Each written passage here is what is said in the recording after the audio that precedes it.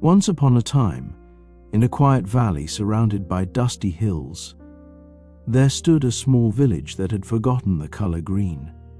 The sun burned fiercely over the cracked earth, and even the wind seemed tired as it passed through the empty fields. The people of the village had grown used to this barrenness. They no longer dreamed of trees or gardens. Children played with pebbles instead of flowers, and elders sat outside their dry huts staring into the horizon. Life had become a routine of survival, fetching water, tending to thin goats, and hoping the next year would bring rain. Yet rain had not come for many years. The river had turned into a ghostly trail of white stones, and dust hung in the air like a curtain. It seemed that the earth itself had lost its will to live. In that silent despair lived an old man named Eliab, whose heart, unlike the land, was still fertile with hope. Eliab was not known for strength or wealth. His back was bent, and his beard had grown white as snow. He walked slowly, leaning on a wooden staff, but there was something in his eyes that made people pause. It was a kind of quiet light, the kind that comes from a soul that has seen both loss and grace. Every morning, Eliab would rise before dawn and sit at the edge of the dry riverbed, gazing at the distant hills. Some villagers said he prayed there. Others thought he was waiting for something that would never return. Children sometimes laughed at him, calling him the man who waits for rain. But Eliab never grew angry. Instead, he smiled and said softly, "The earth is not dead, it is only sleeping." To most people, those words sounded foolish. How could the earth sleep when nothing had grown for a decade? But Eliab carried a secret dream, one that had taken root deep within him. Many years ago, before the drought, Eliab had been a farmer. His fields had once stretched with golden wheat and green barley. He remembered the hum of bees, the songs of birds, and the laughter of children running between the rows. When the rains stopped, everything vanished slowly, like a candle burning down to its last drop of wax. His wife fell ill and passed away, and his sons left the village in search of better land. Eliab was left alone with memories. Yet even as the fields withered, he refused to surrender his belief that the land could live again. He began collecting seeds, tiny, dry, forgotten things that others saw as useless. Whenever he found a seed carried by the wind, he picked it up and stored it in a clay pot inside his hut. One day he would whisper, "You will grow again." No one believed him, but Eliab believed for them all. Then one morning, when the sky was pale and silent, Eliab took his walking stick and his little clay pot filled with seeds and began his strange journey. He climbed to the barren hill above the village and began to dig small holes in the ground. His hands trembled and the soil was hard as stone, but he kept going. Into each hole he dropped a seed. Some were fruit seeds, some were acorns, and some he could not even name. The villagers watched him from below, shaking their heads. "The old man has gone mad," they said. "Nothing can grow in that dead soil." But Eliab only smiled, wiping sweat from his wrinkled face. "Madness," he said, "is believing that life will never return." He planted until the sun went down, and then he returned home, covered in dust but filled with peace. He had planted not just seeds, but hope itself. Days turned into weeks, and weeks into months. The hill remained dry and brown. The villagers laughed and forgot about Eliab's effort. Yet every morning Eliab returned to the hill, carrying a small jug of water. He would pour a few drops onto the soil where he had planted his seeds. Sometimes he had to walk for miles to fetch that water, but he never missed a day. To him, those drops were sacred. He talked to the seeds as if they could hear him. "Sleep well, little ones," he would whisper. "The rain will come." Sometimes the winds seemed to answer him, carrying the faint scent of moisture from faraway lands. Though his body grew weaker, his faith grew stronger. The hill became his temple, and the seeds his prayer. One evening, As Eliab sat beside the hill, dark clouds gathered on the horizon. The villagers barely noticed at first. They had been disappointed too many times. But then the wind shifted. The smell of wet earth rose in the air. Thunder rolled across the valley like the beating of a giant drum.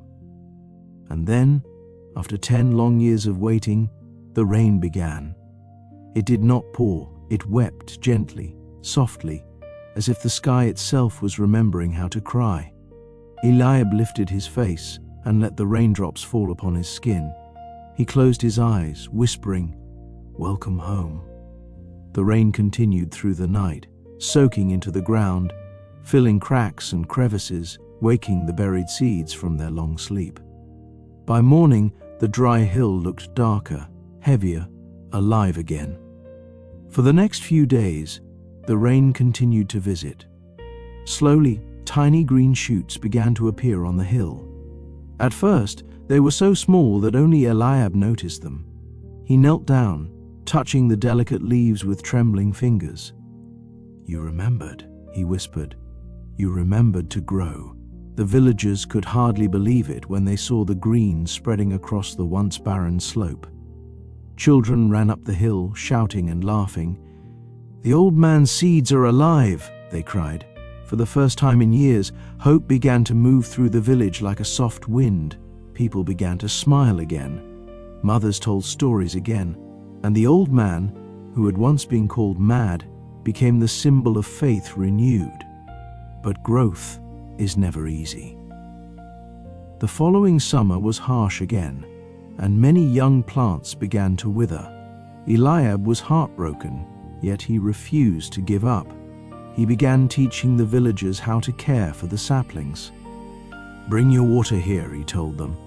"Even a cup is enough." Slowly, people began to join him. Every morning, men and women carried little pots of water from their homes and poured them at the base of the young trees. It became a ritual of unity. Children learned to dig around the roots and cover them with cool stones to hold moisture. What began as one man's dream became the labor of a whole community. And as they worked side by side, something beautiful began to grow inside them, a shared belief that life can always begin again. As months passed, the hill transformed. What had once been dust and death turned into a forest of young green trees. Birds returned, singing melodies. The villagers had almost forgotten. The sound of leaves rustling in the wind replaced the silence that had haunted the valley for years. People began planting near their homes, inspired by Eliab's faith. Even the riverbed began to show signs of life, with tiny puddles forming where the soil had softened. It was as if nature herself had forgiven them and come back home. The villagers held a small festival to honor Eliab. They danced beneath the moonlight, singing songs of rain and renewal. Eliab sat quietly on the hill, smiling as he watched them. "You see," he said softly, "hope grows fastest when it is shared." Years passed, and Eliab grew older. His steps became slower and his eyesight dimmed, but his spirit burned brighter than ever. Every morning he still visited the forest he had planted, though now it shaded him from the sun. The trees had grown tall and strong, their branches spreading wide as if to embrace the sky. Birds built their nests there, and children played beneath their shade. People from neighboring villages began to visit, amazed at the transformation. "Who planted all this?" they would ask. The villagers would smile and say, "An old man who planted hope." Eliab would laugh softly whenever he heard those words. "Hope," he would say, "is the only seed that never dies." One cold morning, the village woke to silence. The birds were still, and the usual smoke from Eliab's hut did not rise. When the villagers went to check on him, they found the old man resting peacefully, a faint smile on his lips. In his hands was the same clay pot that had once carried the seeds. Inside it were only a few remaining, small, brown, and dry. Beside the pot they found a note written in shaky letters, "Do not bury me in the earth. Let my body feed the soil that I loved." The villagers wept. They buried Eliab beneath the largest tree on the hill, just as he wished. That night, the forest seemed to whisper his name in the rustling of the leaves, as though the trees themselves mourned the one who had given them life. Seasons passed, and life in the village continued. The children who had once laughed at the old man grew up telling his story to their own children.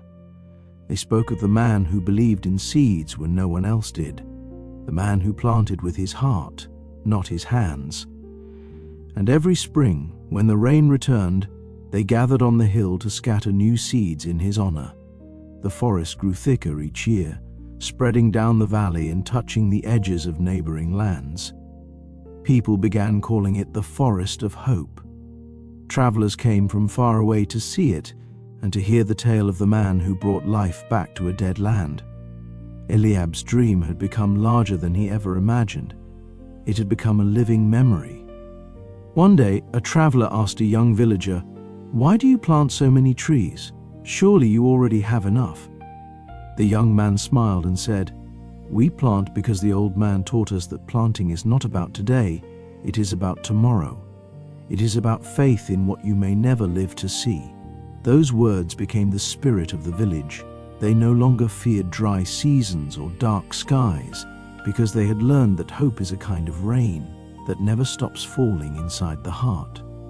Even when the clouds vanish, hope waters the soul. And from that inner rain, life always returns. Years later, when the young man had grown old himself, he walked with his grandson through the vast green forest that now covered the hills. Birds sang above them, and sunlight filtered through the leaves like liquid gold. "Grandfather," the boy asked, "is it true that one man planted all of this?" The old man smiled gently. "He planted the first seeds," he said, "but he gave us the courage to keep planting. You see, my boy, one man can start a miracle, but it takes many hearts to make it grow." The boy looked around, his eyes wide with wonder. "Then I will plant too," he said eagerly. The old man nodded, placing a small seed in the boy's palm. "That," he whispered, "is how hope is passed on." As time went on, the story of the old man spread far beyond the valley. Writers wrote about him, teachers spoke of him, and even strangers who never met him felt inspired by his faith. His simple act of planting seeds became a lesson for the whole world. That change begins not with strength or wealth, but with patience, love, and belief. People realized that planting trees and planting hope were the same thing. Both require time, care, and a heart that refuses to give up. In every culture and language, Eliab's story found a home. He had not just planted trees, he had planted meaning into the soil of human hearts. Today, when travelers arrive at the valley, they find a sea of green stretching as far as the eye can see. Streams run again, flowers bloom, and children chase butterflies where once there had been only dust. At the top of the hill stands a stone carved with Eliab's words, "The earth is not dead, it is only sleeping." Beneath the stone, the roots of the oldest tree spread deep into the ground, wrapping gently around the place where Eliab rests. Every leaf that dances in the wind seems to carry his spirit, and every seed that falls to the ground seems to whisper his lesson, "Never stop planting hope." The villagers built a small school near the forest, where children learn English and the stories of their ancestors. On the wall, a teacher once wrote, "Hope is like a seed.